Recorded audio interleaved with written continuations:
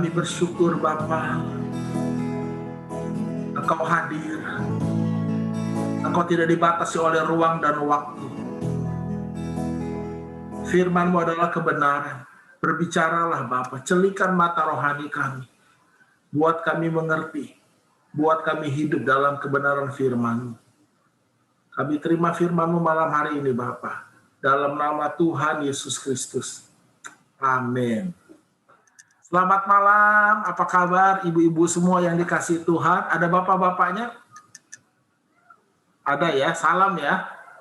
Oke. Ya, senang sekali ya kita bisa kumpul bertemu. Nah, tanpa terasa kita sudah melewati 1 tahun lebih ya pandemi COVID ini. Dan kita percaya Tuhan turut bekerja dalam segala sesuatu untuk mendatangkan kebaikan.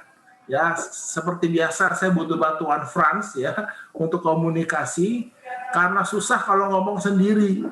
Puji Tuhan masih banyak video yang terbuka. Kalau semuanya tertutup, saya perlu iman, saudara, untuk khotbah di video yang tertutup.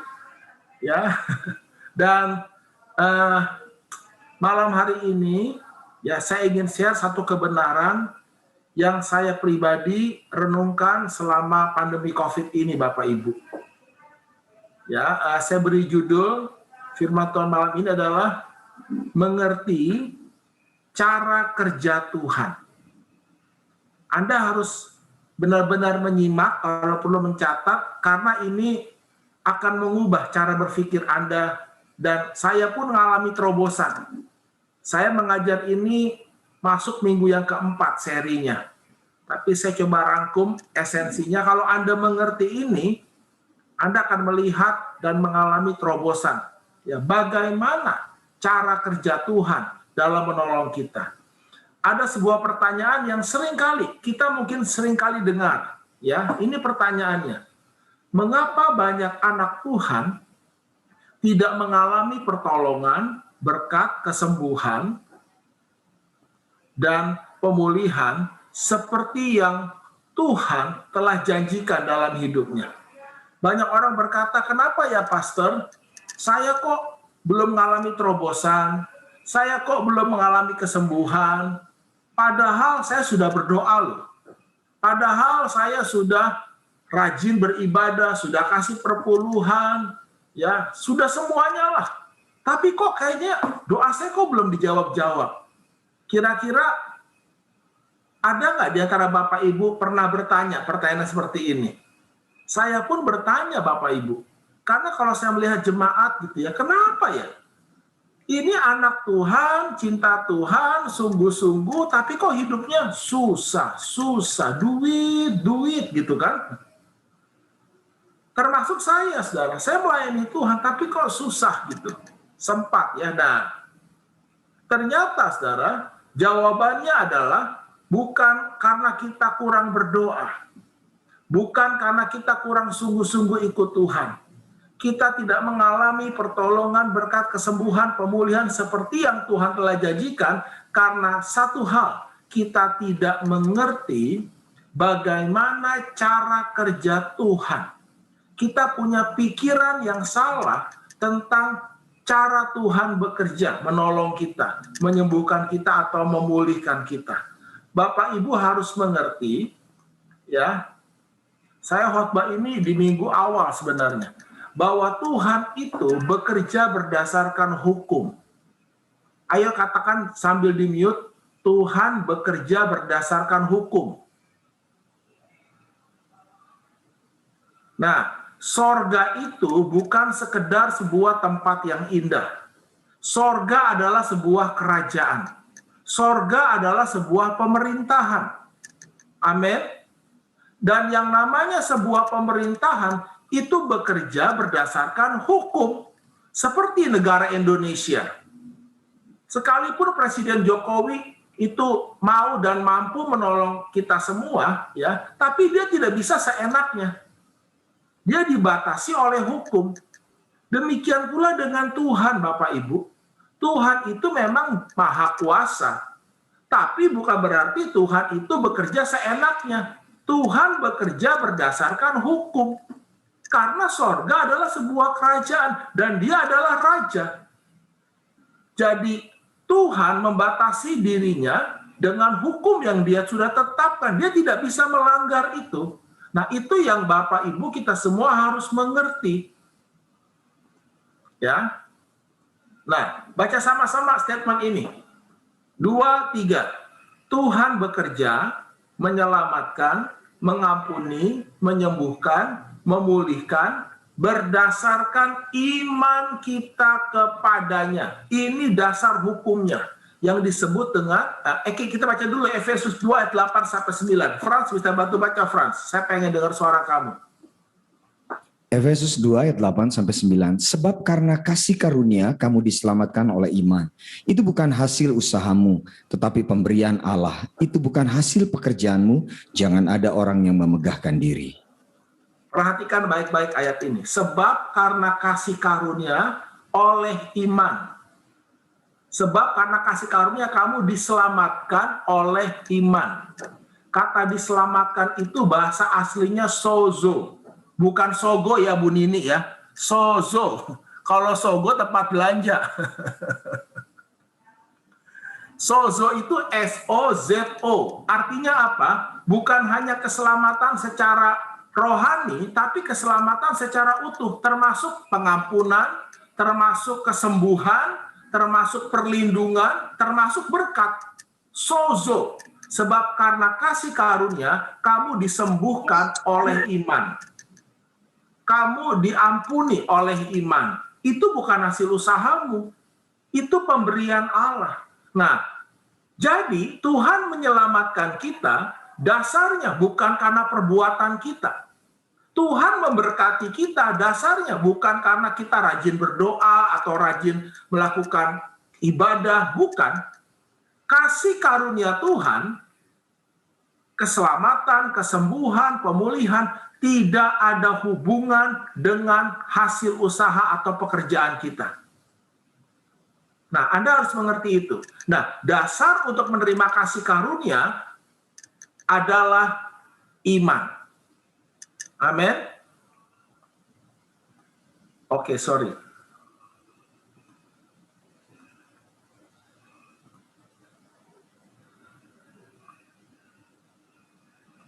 Saya share screen dulu, oke. Oke, ini hukum iman. Bisa bantu baca Frans hukum iman? Apa bunyinya? Hukum iman, Tuhan tidak bisa menyelamatkan Anda sekalipun Ia mau dan mampu jika Anda tidak percaya kepadanya. Anda harus mengerti ini.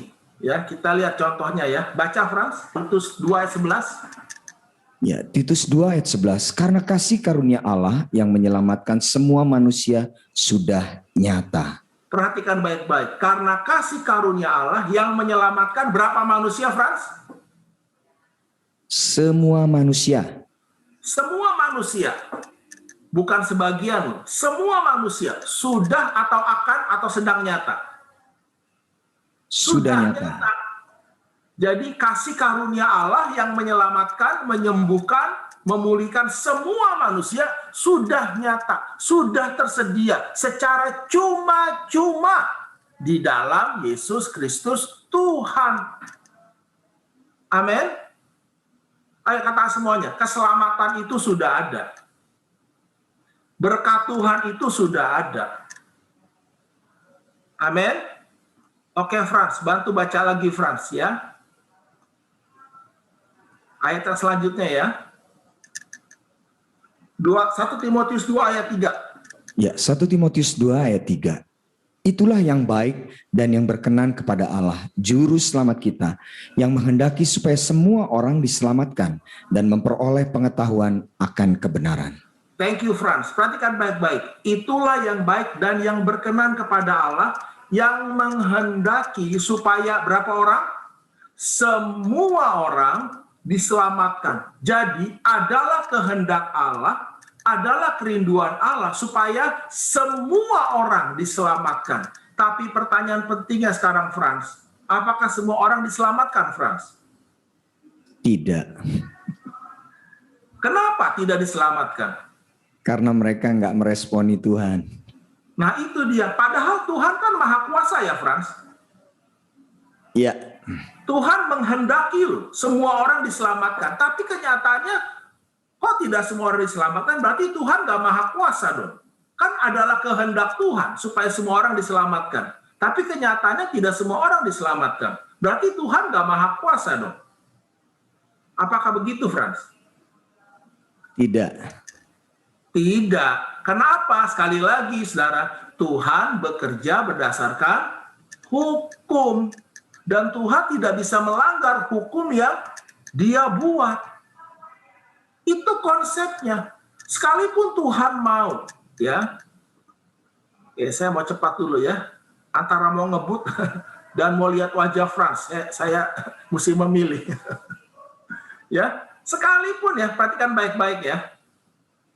Yohanes 3 ayat 16, baca Frans. Yohanes 3 ayat 16, karena begitu besar kasih Allah akan dunia ini, sehingga ia telah mengaruniakan anaknya yang tunggal, supaya setiap orang yang percaya kepadanya tidak binasa, melainkan beroleh hidup yang kekal.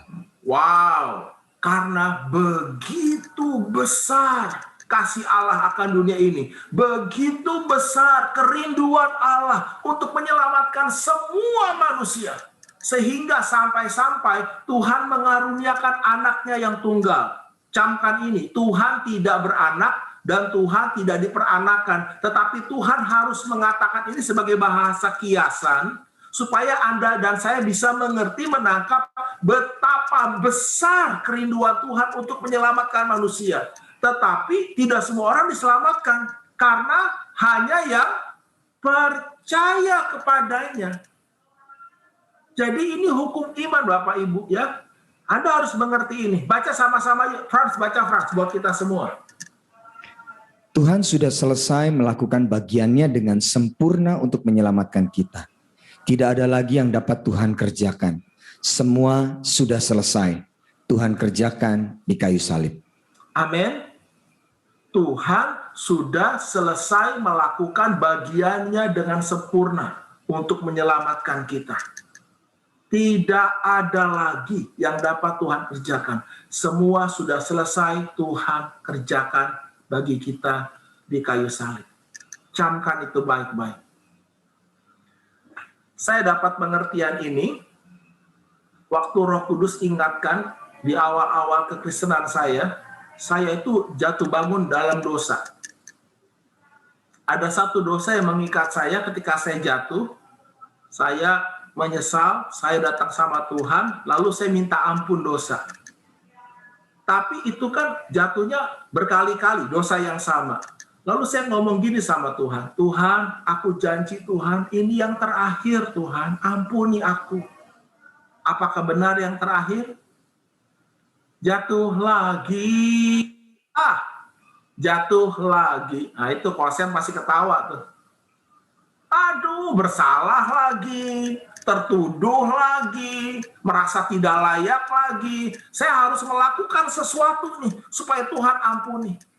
Akhirnya saya janji sama Tuhan setelah jatuh beberapa kali, Tuhan ini yang terakhir dari yang terakhir Tuhan. Kalau Tuhan nggak percaya, saya akan puasa Tuhan 2 hari. Puasa saya yang pertama adalah puasa minta ampun dosa.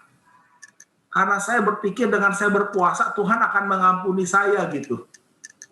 Boro-boro 2 hari, Frans. Baru 12 jam. Badan lemes, gemeteran, kepala pusing, keringat dingin, perut keroncongan. Lalu saya punya kebiasaan ibu-ibu, bapak-bapak, kalau lewat ruang makan saya buka tudung saji. Waktu saya buka tudung saji, saya lihat ada 2 tempe di situ. Dan kalau Anda puasa, karunia penglihatan itu bekerja luar biasa. Saya bisa melihat seakan-akan tempe itu menyanyi, mari hei kemari hei hei. Dan saya menyanyikan, mari masuk. Tempenya masuk Bapak Ibu, mujizat terjadi loh. Puasa saya batal. Saya tertuduh lagi. Nah, sampai saya hidupnya seperti itu. Lalu waktu saya doa pagi, saya benar-benar Tuhan ampuni saya. Tuhan ampuni saya. Tiba-tiba, nah ini suara Tuhan itu tiba-tiba. Bahasa aslinya tiba-tiba itu ujuk-ujuk. Betul ya, Bu Nidik ya? Ujuk-ujuk ya, bahasa aslinya tiba-tiba itu. Di luar pemikiran saya itu tiba-tiba ada suara lain yang berkata seperti ini. Doni, saya percaya itu Roh Kudus ya. Seandainya ada satu tetes darah yang belum aku curahkan untuk menebus dosamu, aku akan datang dan curahkan untukmu. Masalahnya, semua darahku telah tercurah untukmu. Jadi dengar baik-baik Bapak Ibu, tidak ada lagi yang Tuhan bisa perbuat untuk menyelamatkan kita, untuk mengampuni kita. Karena apa? Tuhan sudah berikan semuanya. Jadi jangan suruh lagi Tuhan menyelamatkan, Tuhan selamatkan orang tuaku, Tuhan selamatkan saudaraku. Sudah, Tuhan sudah selesai mengerjakan bagiannya di kayu salib. Tinggal sekarang Anda beritakan Injil, kabar baik, kalau dia percaya, detik itu langsung selamat. Karena keselamatan itu sudah tersedia, Anda nggak perlu lagi berusaha untuk mendapatkannya, sudah tersedia. Kasih karunia Allah yang menyelamatkan manusia sudah nyata, sudah tersedia. Bayangin, misalnya Fran, saya udah kasih kamu, semua yang saya punya saya udah kasih sama kamu. Misalnya nih, saya udah kasih Fran iPhone 12, yang Pro Max lagi. Waduh, saya udah kasih nih. Lalu Frans ngomong gini, Pastor Doni, mana iPhone-nya? Kan saya sudah kasih. Loh, iPhone-nya mana Pastor? Saya sudah kasih. Kan habis akal juga. Tuhan itu sudah duduk selesai mengerjakan bagiannya. Nah, saya mau Anda ngerti dulu, ini fondasi cara berpikirnya. Bisa mengikuti? Ya, nah. Ayo baca sama-sama, yuk. Frans, baca dulu Frans. 2, 3. Kita diselamatkan bukan karena respon Tuhan kepada apa yang kita kerjakan, tetapi karena respon kita kepada apa yang Tuhan telah kerjakan bagi kita di kayu salib. Ayo semuanya 3 kali sambil tetap di mute ya. Baca dengan suara yang keras. Ada kuasa dalam perkataan mulut kita. 2, 3. Kita diselamatkan bukan karena respon Tuhan kepada apa yang kita kerjakan, tetapi karena respon kita kepada apa yang Tuhan telah kerjakan bagi kita di kayu salib. 2, kita diselamatkan bukan karena respon Tuhan kepada apa yang kita kerjakan, tetapi karena respon kita kepada apa yang Tuhan telah kerjakan bagi kita di kayu salib. 3, kita diselamatkan bukan karena respon Tuhan kepada apa yang kita kerjakan, tetapi karena respon kita kepada apa yang Tuhan telah kerjakan bagi kita di kayu salib. Amin, Bapak Ibu. Ayo Frans, baca lagi Frans. Saya ingin dengar suara kamu. Dosa kita diampuni bukan karena respon Tuhan kepada apa yang kita kerjakan, tetapi karena respon kita kepada apa yang Tuhan telah kerjakan bagi kita di kayu salib. Dengar baik-baik, tidak ada yang dapat Bapak Ibu kerjakan untuk dosamu diampuni. Karena dosamu diampuni bukan karena apa yang kau lakukan untuk Tuhan, tetapi karena apa yang Tuhan telah lakukan bagi kita di kayu salib. Amin. Tuhan hanya mau Anda dan saya percaya. Begitu Anda percaya, Anda terima pengampunan dosa. Lagi Frans. Tubuh kita disembuhkan bukan karena respon Tuhan kepada apa yang kita kerjakan, tetapi karena respon kita kepada apa yang Tuhan telah kerjakan bagi kita di kayu salib. Amin. Yang terakhir, Frans. Hidup kita diberkati bukan karena respon Tuhan kepada apa yang kita kerjakan, tetapi karena respon kita kepada apa yang Tuhan telah kerjakan bagi kita di kayu salib. Beri kemuliaan bagi Tuhan, saudara. Jadi ya, ini kuncinya. Sekarang dengar baik-baik, sumber masalah kita yang sebenarnya bukan pada Tuhan, tetapi pada iman kita kepada apa yang Tuhan telah kerjakan dan sediakan bagi kita di kayu salib, di dalam Yesus Kristus Tuhan. Jadi Bapak Ibu, Tuhan sudah selesai mengerjakan bagiannya. Kasih karunia Allah yang menyelamatkan semua manusia sudah nyata, sudah tersedia di dalam Yesus Kristus Tuhan. Anda tidak perlu lagi mengusahakan untuk mendapatkannya, karena Tuhan sudah memberikan itu bagi Anda dan saya. Yang perlu Anda dan saya mengerti adalah Tuhan mau kita percaya. Amin. Nah, Inilah yang disebut hukum iman. Tuhan tidak bisa menyelamatkan Anda sekalipun Ia mau dan mampu, bahkan sudah menyelamatkan, jika Anda tidak percaya kepadanya. Roma 1 ayat 17. Sebab di dalamnya nyata kebenaran Allah, hukum Allah yang bertolak dari iman dan memimpin kepada iman. Seperti ada tertulis, baca sama-sama, orang benar akan hidup oleh iman. Amin. Nah, pertanyaannya sekarang, apakah Anda orang benar? Karena hanya orang benar yang dapat hidup oleh iman yang benar. Ayo katakan semuanya, orang benar hidup oleh iman. Jadi, untuk Anda bisa hidup oleh iman, Anda harus jadi orang benar dulu. Nah, sekarang pertanyaannya adalah, ya, apakah Anda orang benar? Nah, siapa di sini yakin dirinya orang benar?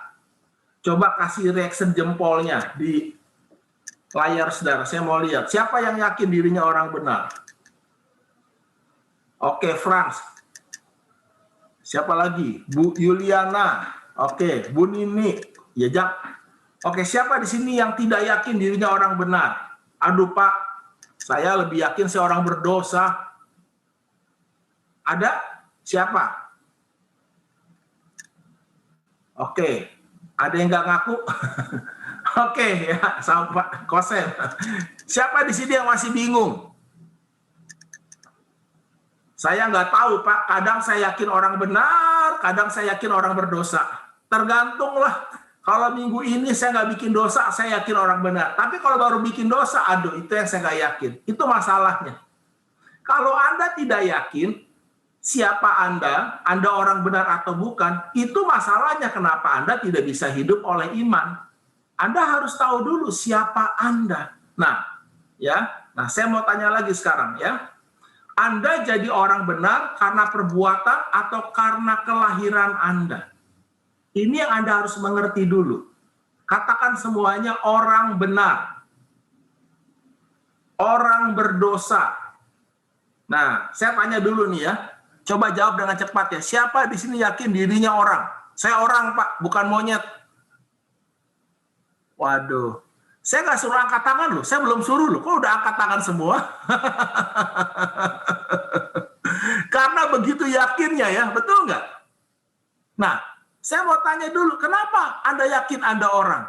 Karena kelahiran atau karena perbuatan? Karena kelahiran, kan? Jadi camkan ini, ya, orang benar, orang berdosa, itu urusannya bukan kepada perbuatan, tetapi kepada kelahiran. Orang, dan itu bicara tentang benih.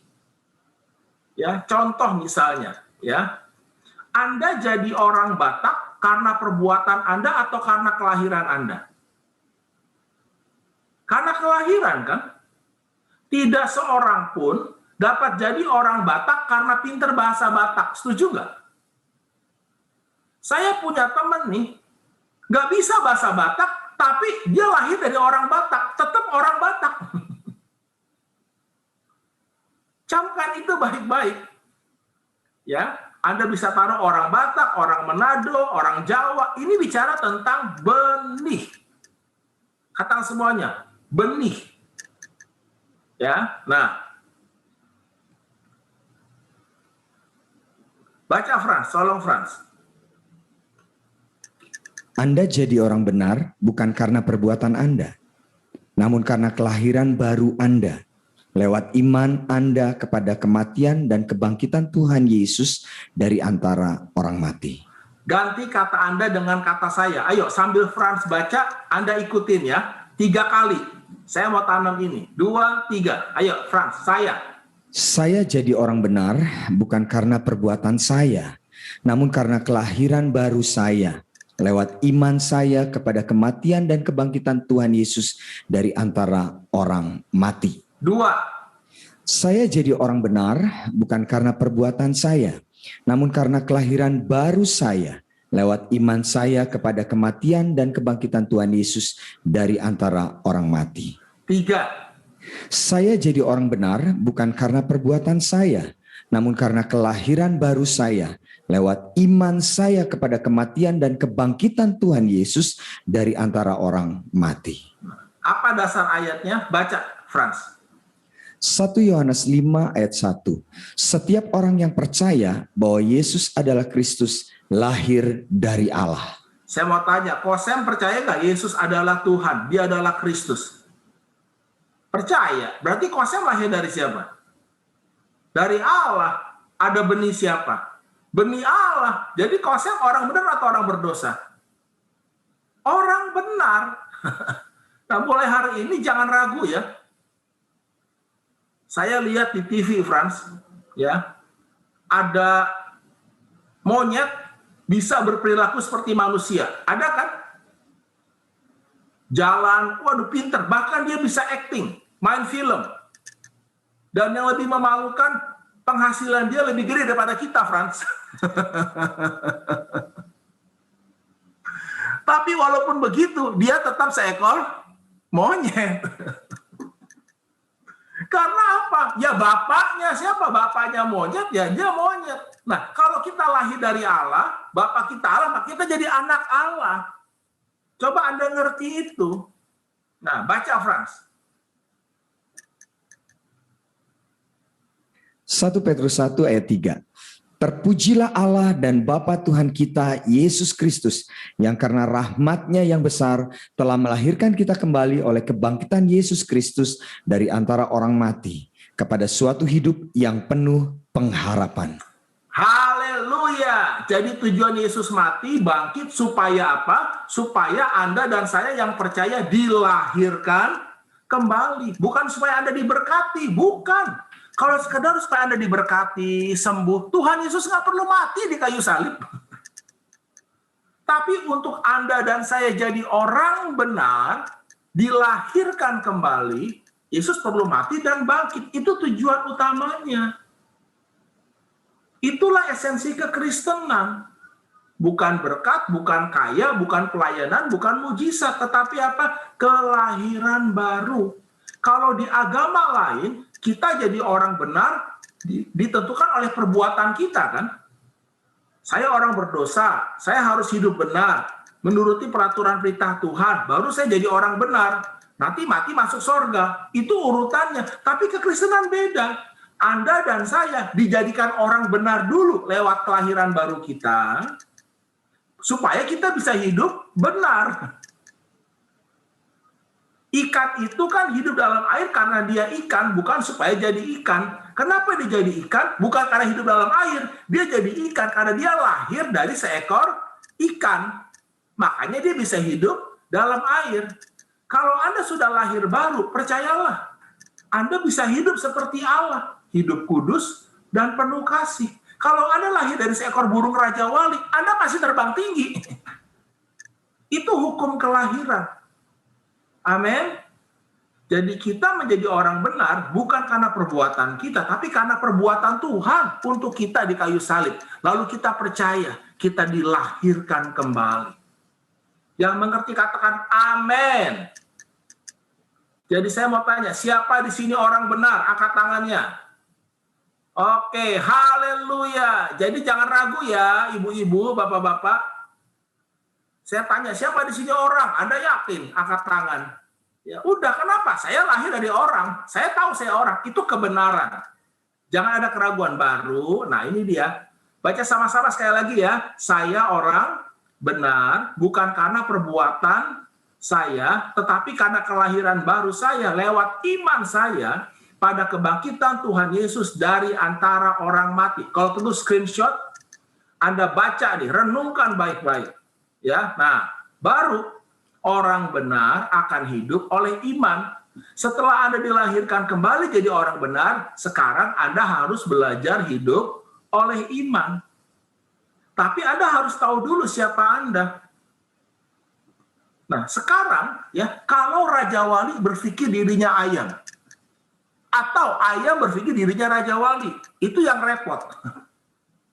Jadi pikiran Anda harus benar dulu. Anda harus tahu kalau Anda seekor ayam, berpikirlah sebagai seekor ayam, hiduplah sebagai seekor ayam.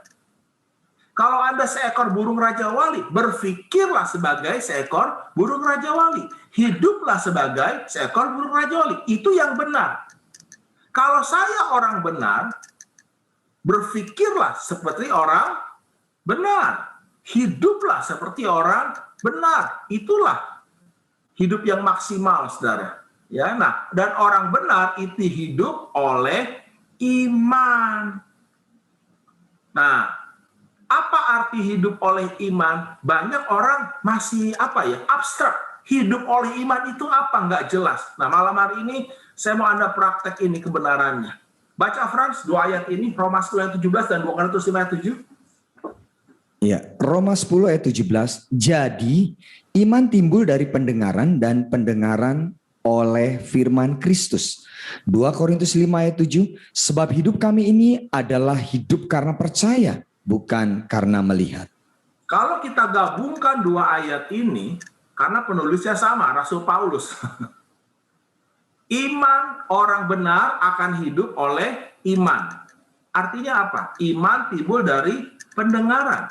Pendengaran oleh firman Kristus. Sebab hidup kami ini yang sudah ditebus, yang percaya kepada Yesus adalah hidup karena percaya kepada apa yang Tuhan katakan, bukan kepada apa yang kami lihat atau rasakan. Mengerti, saudara? Ya, ayo baca sama-sama yuk. Ya, Frans bacalah. Saya suka suara Frans, empuk, enak. Orang benar akan hidup oleh iman. Orang benar akan hidup karena ia lebih percaya akan apa yang Tuhan katakan daripada apa yang ia lihat. Ini saya definisikan, saudara. Apa artinya sih hidup oleh iman? Orang benar akan hidup oleh iman. Artinya orang benar akan hidup karena ia lebih percaya akan apa yang Tuhan katakan daripada apa yang ia lihat. Kita ambil contohnya ya. Nah, sekarang pertanyaannya, jawab dengan jujur. Anda lebih percaya pada apa yang Tuhan katakan atau pada apa yang Anda lihat? Itu masalahnya. Kenapa banyak orang benar tidak bisa hidup oleh iman? Karena dia masih percaya apa yang dia lihat, bukan apa yang Tuhan katakan. Contohnya ya, mana yang Anda lebih percayai sebagai satu kebenaran? Apa yang Tuhan katakan atau apa yang Anda lihat? Itu menentukan apakah Anda akan hidup oleh iman atau tidak. Ya. Nah, ketika murid-murid Yesus dihantam badai, Tuhan Yesus datang berjalan di atas air. Lalu murid-murid ketakutan karena mengira dia melihat hantu. Tapi Tuhan Yesus berkata, "Ini aku, tenanglah, jangan takut." Dan apa respon Petrus? Baca tolong, Frans. Lalu Petrus berseru dan menjawab dia, "Tuhan, apabila engkau itu, suruhlah aku datang kepadamu berjalan di atas air." Kata Yesus, "Datanglah." Maka Petrus turun dari perahu dan berjalan di atas air mendapatkan Yesus. Wow, di tengah badai loh. Sekarang kalau Anda di tengah badai ekonomi, di tengah badai keluarga, diombang-ambingkan, lalu Tuhan Yesus datang, apa yang Anda akan katakan? Mungkin, "Tuhan tolong aku." Tapi saya suka kata-kata Petrus. Apa? "Tuhan, apabila engkau itu, suruhlah aku." Wow, perintahkanlah aku. Apa yang Anda cari di masa sukar? Banyak orang mencari penghiburan di masa sukar. Tidak salah. Tapi saya mau beritahu, saudara, orang benar akan hidup oleh iman. Artinya apa? Tuhan, katakan kepadaku untuk aku lakukan sesuatu.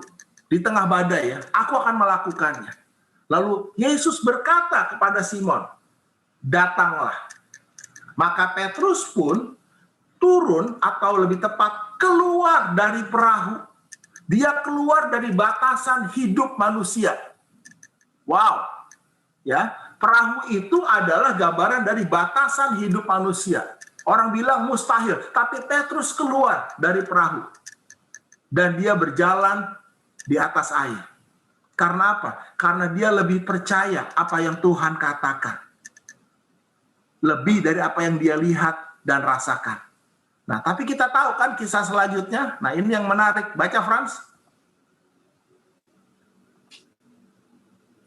Matius 14 ayat 30 dan 31. Tetapi ketika dirasanya tiupan angin, takutlah ia dan mulai tenggelam lalu berteriak, "Tuhan, tolonglah aku." Segera Yesus mengulurkan tangannya, memegang dia dan berkata, "Hai orang yang kurang percaya, mengapa engkau bimbang?"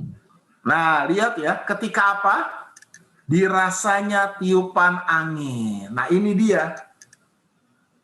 Ketika Anda mulai melihat ya keadaan, situasi, Anda lebih mempercayai apa yang Anda lihat dan rasakan, itulah yang membuat Anda dan saya tidak bisa hidup oleh iman. Karena iman timbul dari pendengaran. Nah, coba mengerti seperti ini. Ketika manusia jatuh dalam dosa, manusia sadar dia melihat dirinya telanjang. Dan yang menarik, Tuhan katakan seperti ini. Siapa yang mengatakan bahwa kamu telanjang? Coba Frans jawab. Siapa yang mengatakan kepada manusia bahwa mereka telanjang? Tuhan. Apakah Tuhan pernah mengatakan, Adam dan Hawa kamu telanjang?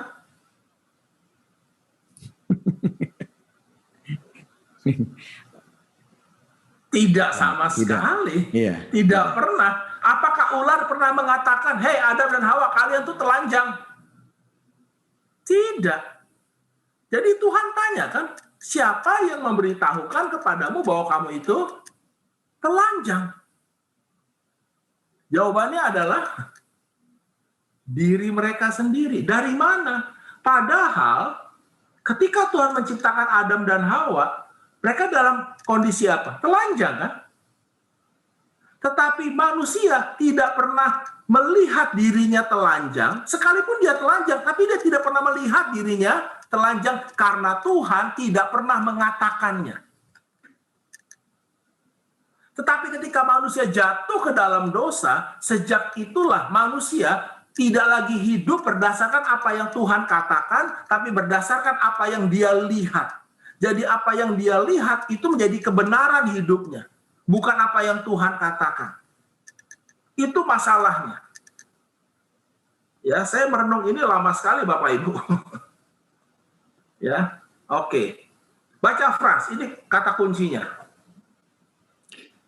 Selama Anda lebih mempercayai apa yang Anda lihat atau rasakan sebagai sebuah kenyataan atau kebenaran, bukan apa yang Tuhan katakan, maka Anda tidak dapat hidup oleh iman. Camkan ini baik-baik. Kalau perlu screenshot. Kata-kata ini mahal Bapak Ibu. Ini Roh Kudus yang singkapkan kepada saya. Selama Anda lebih mempercayai apa yang Anda lihat atau rasakan sebagai sebuah kenyataan atau kebenaran, bukan apa yang Tuhan katakan, maka Anda tidak dapat berjalan di atas air. Maksud saya begitu. Orang yang bimbang jangan harap ia menerima sesuatu dari Tuhan. Orang yang bimbang adalah orang yang dikuasai oleh keadaan. Kalau Anda ingin mengalami kesembuhan dari Tuhan, Tuhan cuma minta satu, percaya dengan segenap hati. Jadi orang benar akan hidup oleh iman. Artinya orang benar akan hidup, akan sembuh, akan selamat, diberkati. Karena ia lebih percaya akan apa yang Tuhan katakan daripada yang ia lihat atau rasakan. Yang mengerti katakan amin. Amin. Ya. Karena itu saudara, baca Frans Amsal 4 ayat ke-20 sampai 22.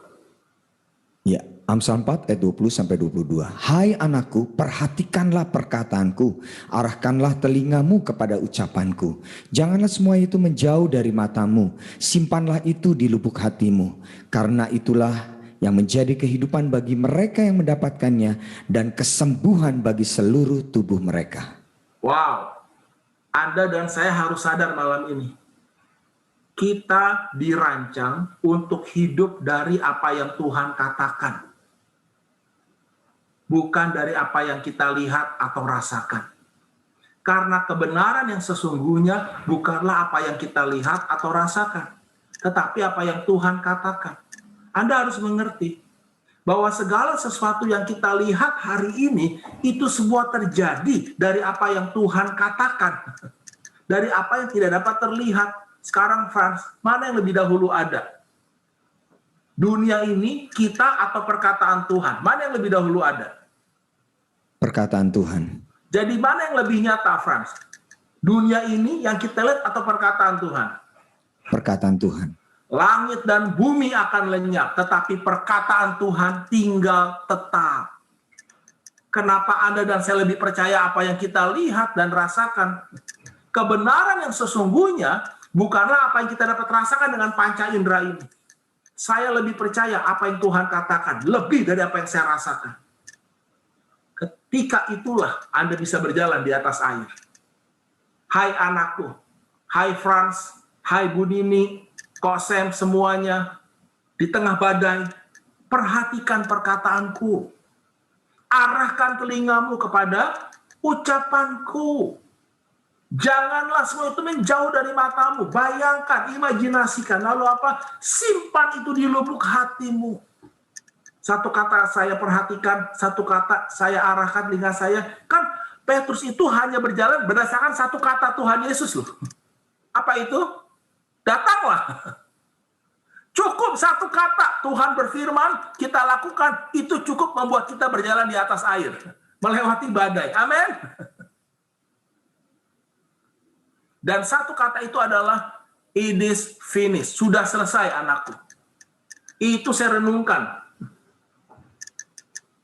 Saya perhatikan, saya arahkan, saya simpan lubuk hati saya. Karena perkataanku itulah yang kau perhatikan, yang kau arahkan telingamu dan kau simpan dalam hatimu. Perkataan itulah yang akan menjadi kehidupan bagi mereka yang mendapatkannya. Jadi kalau ada dengar firman Tuhan ya, firman Tuhan seperti makanan. Anda harus kunyah. Bilang semuanya, kunyah. Jangan Anda makan langsung telan. Ada di sini makan nggak dikunyah langsung telan. Masuk utuh, keluar utuh. Repot kan? Kalau Anda dengar firman Tuhan seperti ini ya, Anda harus ulang lagi dengar. Jangan sekali dengar lalu lupa. Enggak. Ulang lagi, dengar lagi, belajar lagi. Sampai itu meresap. Kayak sari-sarinya itu diolah Bapak Ibu. Karena malam hari ini ada banyak kebenaran yang Anda harus mengerti. Ya. Karena perkataanku itulah yang menjadi kehidupan bagi mereka yang mendapatkannya. Dan apa? Kesembuhan bagi seluruh tubuh mereka. Jadi Bapak Ibu dengar baik-baik. Tuhan sudah merancang kita itu sembuh bukan karena obat. Ingat ya, kita dirancang kesembuhan dari mana? Perkataan Tuhan. Nah ini Anda harus renungkan. Makanya Bapak Ibu, bukan saya anti obat. Tapi kalau Anda lebih percaya apa yang Anda lihat dan dokter katakan, monggo, minum obat. Ya, karena kalau Anda bimbang, Anda nggak bisa menerima kesembuhan yang dari Tuhan. Tapi kalau obat sudah tidak bisa menolong Anda, perkataan Tuhan bisa menyembuhkan Anda. Setuju? Tapi tolong, Anda mulai latih iman Anda. Karena apa? Dari iman kepada iman. Iman Anda harus bertumbuh. Pengertian Anda harus bertumbuh. Katakan, saya diciptakan Tuhan untuk hidup dari perkataan Tuhan. Ya. Tuhan Yesus berkata, Tuhan Yesus berkata apa ya? Manusia hidup bukan dari roti saja, tapi dari setiap firman yang keluar dari mulut Allah. Kita yang sebenarnya bukan yang kelihatan, tetapi yang tidak kelihatan. Karena itu saudara ya, ini yang Paulus tegaskan. Baca tolong Frans. Ya, Efesus 4 ayat 17 dan 18. Sebab itu kukatakan dan kutegaskan ini kepadamu di dalam Tuhan. Jangan hidup lagi sama seperti orang-orang yang tidak mengenal Allah, dengan pikirannya yang sia-sia dan pengertiannya yang gelap. jauh dari hidup persekutuan dengan Allah karena kebodohan yang ada di dalam mereka dan karena kedegilan hati mereka. Menurut Franz, ayat ini untuk orang di luar Tuhan atau di dalam Tuhan? Untuk jangan hidup lagi untuk orang yang di dalam Tuhan. Kenapa? Ada ayatnya nggak tuh? Sebab itu kukatakan dan kutegaskan ini apa? Di dalam Tuhan. Jadi ini firman untuk kita orang yang sudah dilahirkan kembali di dalam Tuhan, untuk orang benar. Jangan hidup lagi sama seperti orang-orang yang tidak mengenal Allah. Jadi ternyata ada orang yang sudah lahir baru, orang benar, tapi hidupnya masih sama dengan orang-orang yang tidak mengenal Allah. Mereka masih hidup dengan pikiran yang sia-sia. Pikirannya sama. Kita takut dengan apa yang orang juga takuti. Ya sami maut. Apa bedanya kalau gitu kan? Janganlah kamu menjadi serupa dengan dunia ini, tetapi berubahlah oleh pembaruan cara berpikirmu. Makanya hari ini cara berpikir Anda harus beda. Dengan kenapa? Dan pengertiannya yang gelap. Kenapa kok ada orang benar ya tidak dapat mengerti pikiran Tuhan? Karena apa? Jauh hidup dari persekutuan dengan Allah. Jarang baca firman. Dia jarang benar-benar mengunyah firman. Cuman dengar, tapi nggak pernah sungguh-sungguh belajar. Karena apa? Karena kebodohan yang ada di dalam mereka dan karena kedegilan hati mereka. Karena itu Bapak Ibu, saya rindu Bapak Ibu mulai haus dan lapar akan kebenaran. Dengar, camkan ini. Ya, nanti kalau perlu saya kasih slide-nya, PDF-nya ke Franz. Baca lagi, renungkan lagi. Bukan untuk disebarkan, yang untuk Anda pelajari. Anda sebarkan, orang nggak dengar khotbah ini juga nggak ngerti. Percuma, saya nggak pernah mau buang mutiara kepada babi. Kepada orang-orang yang memang tidak tahu menghargai. Babi kan nggak tahu mutiara itu berharga. Jadi hanya untuk Anda pelajari. Doakan, karena semua materi ini benar-benar lahir dari perenungan Bapak Ibu. Ya, nah persekutuan, nah salah satunya apa? Kita masuk persekutuan dengan perjamuan kudus. Karena waktu murid Yesus yang 2 orang dari Emmaus itu, mereka makan perjamuan kudus, mata mereka menjadi terang. Paulus berdoa gini, aku berdoa supaya mata hatimu terang, supaya kamu dapat mengerti dan memahami apa yang tersedia, terkandung bagi orang-orang kudus. Betapa hebat kuasanya bagi mereka yang percaya. Jadi karena ketidakpercayaan kita nggak ngalami itu. Kesembuhan yang dari Tuhan, berkat yang dari Tuhan. Kita takut sama seperti orang dunia takut. Kita khawatir seperti orang dunia khawatir. Ya, saya bukan berarti kita menganggap remeh, tapi percayalah saudara, perkataan Tuhan itu jauh lebih berkuasa dari COVID, dari situasi ekonomi. Saya ini ngalami Bapak Ibu, saya ini ngalami benar-benar. Ayo mulai hari ini kita bangun hidup kita di atas dasar perkataan Tuhan. Mulai hari ini, percayai perkataan Tuhan lebih dari apa yang dokter katakan. Lebih dari apa yang kita katakan atau dunia katakan. Karena perkataan Tuhan itulah yang menjadikan segala sesuatu.